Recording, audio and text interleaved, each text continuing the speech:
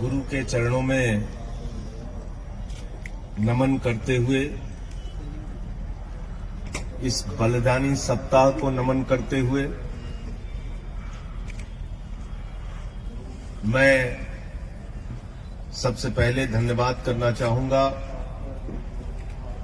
दिल्ली सरकार के पूर्व मंत्री वली साहब का और यहां की कमेटी का, जिन्होंने मुझे अपनी बात कहने का मौका इस अवसर पर दिया। पूरे देश का किसान आज आंदोलित है। देश के करोड़ों किसानों की एक ही मांग है कि ये काला कानून वापस लिया जाए और अपनी इस मांग को लेकर पंजाब में, हरियाणा में, उत्तर प्रदेश में, राजस्थान में, कर्नाटक में, केरल में, तमिलनाडु में, बिहार में, पूरे हिंदुस्तान के अंदर लाखों लोग सड़कों पे उतरे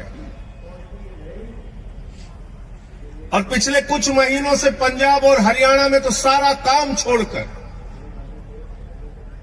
किसान सड़कों पर आंदोलन कर रहा है, सरकार से फरियाद कर रहा है, गुहार लगा रहा है, विनती कर रहा है कि इन काले कानूनों से हमें निजात दिलाइए, इन काले कानूनों को वापस लीजिए।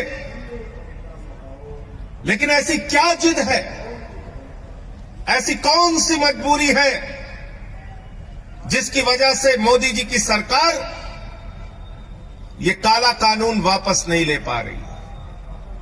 और वो मजबूरी मैं आपको बताना चाहता हूं।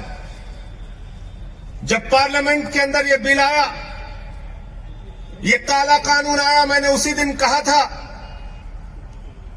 ये कानून किसानों के हित में नहीं है, बल्कि ये कानून हिंदुस्तान के करोड़ों किसानों के डेथ वारंट पे मोदी सरकार ने साइन किया है और इसलिए हम इसका विरोध करते हैं।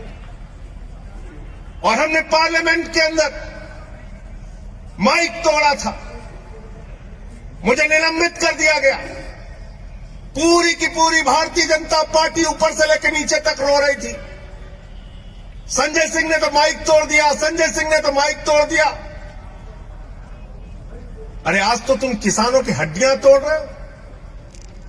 मुझे निलंबित किया गया तो तुम्हारी सरकार को भी निलंबित किया जाना चाहिए।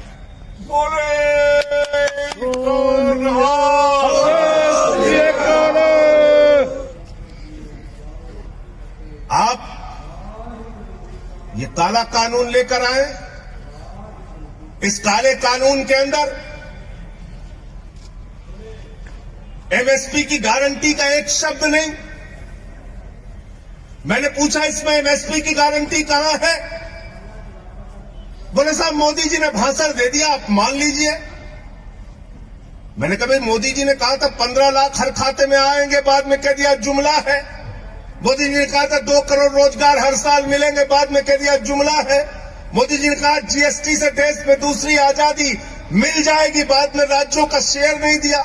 मोदी जी ने कहा था इस देश के अंदर नोटबंदी से देश की तकदीर बदल जाएगी। अब नोटबंदी के फायदे हमें गिनाना तो दूर की बात है, जो नुकसान हुए उस पर बातचीत करना नहीं चाहते। मोदी जी तो थाली के भी फायदे गिनवा देते हैं, ताली के भी गिनवा देते हैं।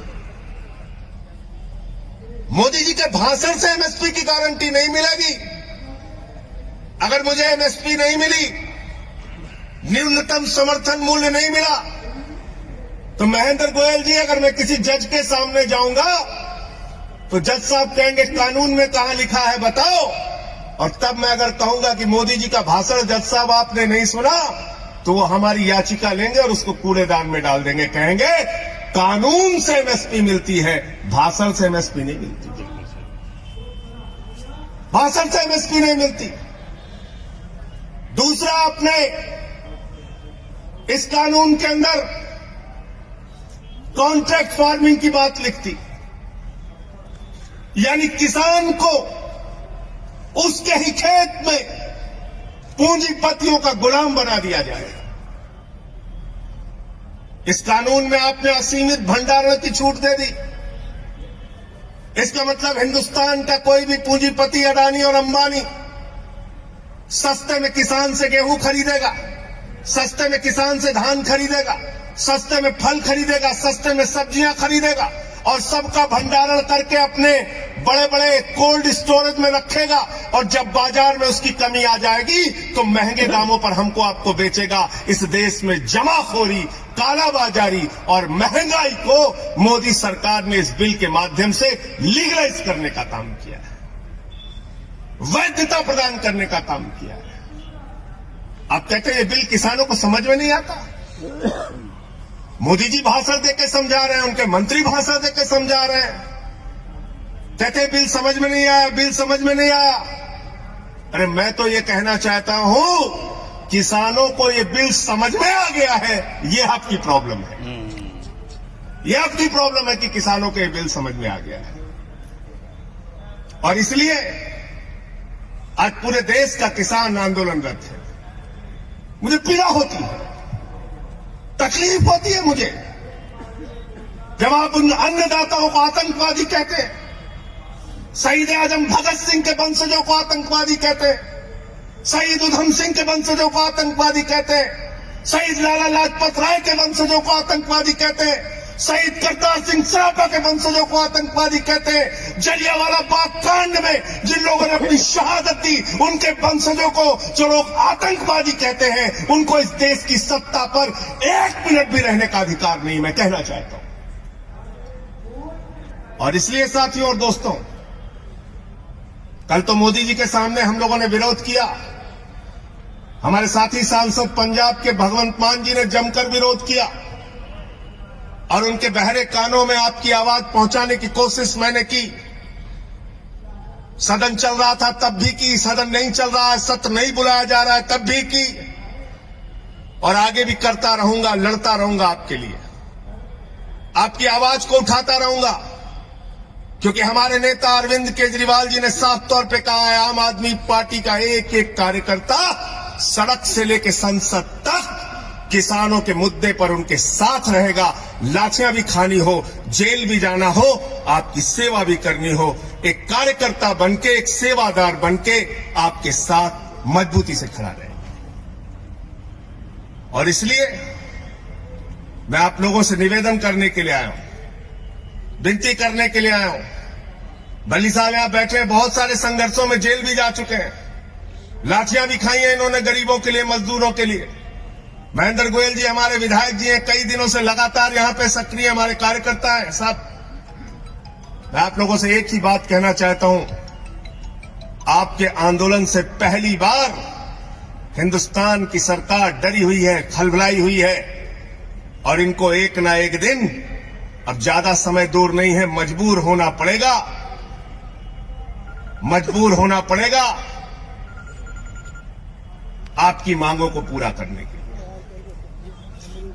इस पूरे सप्ताह हम छोटे साहबजादों को नमन करके उनके सामने अपना करते हैं, उनके बलिदान को याद करते हैं, क्योंकि वो जो कौम है, सिख कौम, इसका इतिहास हिंदुस्तान की आजादी के आंदोलन से लेकर और उससे पहले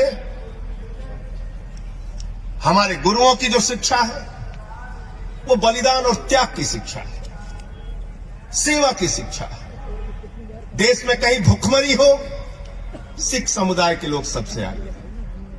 देश में कहीं आपदा आ जाए, सिख समुदाय के लोग सबसे आगे। देश में कहीं भूकंप आ जाए, बाढ़ आ जाए, सिख समुदाय के लोग सबसे आगे। तो इस कौम को, अपने गुरुओं को नमन करते हुए, छोटे साहबजादों के त्याग और बलिदान को याद करते हुए, उसके सामने सर झुकाते हुए हम सब ये संकल्प लेते हैं कि इस लड़ाई को हम लड़ेंगे और जीतेंगे। बहुत बहुत धन्यवाद और आभार, आपने मुझे यहां बुलाया और अपनी बात कहने का मौका दिया। धन्यवाद।